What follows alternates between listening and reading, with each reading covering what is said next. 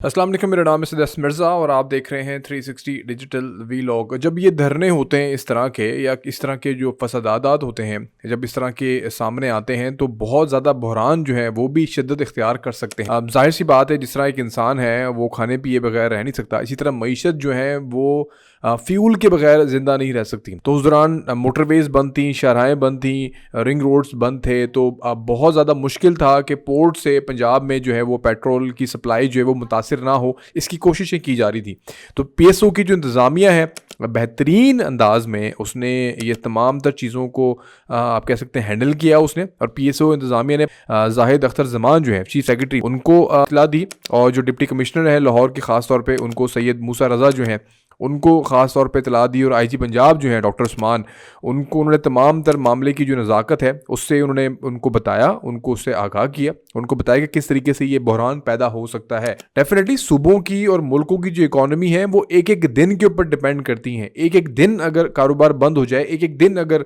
फैक्ट्रियाँ जो है वो काम करना बंद कर जाएँ, तो इंडिविजुअली अगर करोड़ों अरबों का नुकसान है तो ये मजमूई तौर पर कई 100 अरब रुपए जो है उसका नुकसान भी हो सकता है। लेकिन यहाँ पर मैं बताना चलूँ कि किस तरीके से जो फ्यूल की किल्लत थी उसको पहले से ही आइडेंटिफाई किया गया और तमाम तर इक़दाम जो है वो बर वक्त किए गए, जिसकी वजह से आपने देखा होगा कि सूबे में ख़ास तौर पे किसी किस्म की पेट्रोल की जो किल्लत है वो हमें देखने को नहीं मिली। तो मईशत का जो पहिया है वो चलता रहा, और इसके लिए हम डेफिनेटली शुक्रगुजार हैं पीएसओ इंतज़ामिया के भी ख़ास तौर पर, और हमारे जो चीफ सेक्रेटरी हैं और हमारे जो डिप्टी कमिश्नर जो आईजी पंजाब पुलिस हैं। ज़ाहिर है उन लोगों का एक तरफ ध्यान जो है वो इन चीज़ों की तरफ से भी था कि लोगों को कोई मुश्किलात पेश ना आए और लोगों की जानो माल की हिफाजत करें। दूसरी तरफ उन्होंने जो मईशत का जो पहिया था उसके लिए जो एक अहम चीज़ थी पेट्रोल की सप्लाई, वो मेरे ख्याल से उसको उन्होंने बर वक्त जो है वो जारी रखा और पहले से ही स्टॉक जो है वो जमा कर लिए ताकि किसी को मुश्किलात पेश ना आए। अब इस तरह की जो प्लानिंग्स हैं वो आइडेंटिफाई करती हैं कि ज़िम्मेदारान जो हैं वो किस तरह अपनी ज़िम्मेदारियों को निभा रहे हैं, किस तरह अपनी ज़िम्मेदारियों को जो है वो खुश असलूबी से जो है वो अंजाम दे रहे हैं। तो इसके लिए जो है वो अप्रिशिएशन तो बनती है। अब सेकंड, मैं एक और इसमें अहम बात करना चलूँगा कि ये बड़ी, मुझे ऐसा लगता है जैसे इस गवर्नमेंट के ऊपर कोई ख़ास अल्लाह की रहमत है। ये मैं एक्सप्लेन करता चलूँ आपको अपने इस दलील के साथ कि कहाँ आपने ये चीज़ देखी है कि एक सूबे के दारुल हुकूमत में 500 मीटर पे या 1 किलोमीटर के फासले के ऊपर एक ऐसा फसाद हो रहा हो कि मुजाहिरीन की जानिब से फायरिंग की जा रही हो सिक्योरिटी फोर्सेस के ऊपर, और उनके ऊपर आंसू गैस की शेलिंग की जा रही हो। जो बंटे होते हैं गुलेलों से चलाए जाते हैं वो किसी बुलेट से कम नहीं होते, वो चलाए जा रहे हों, और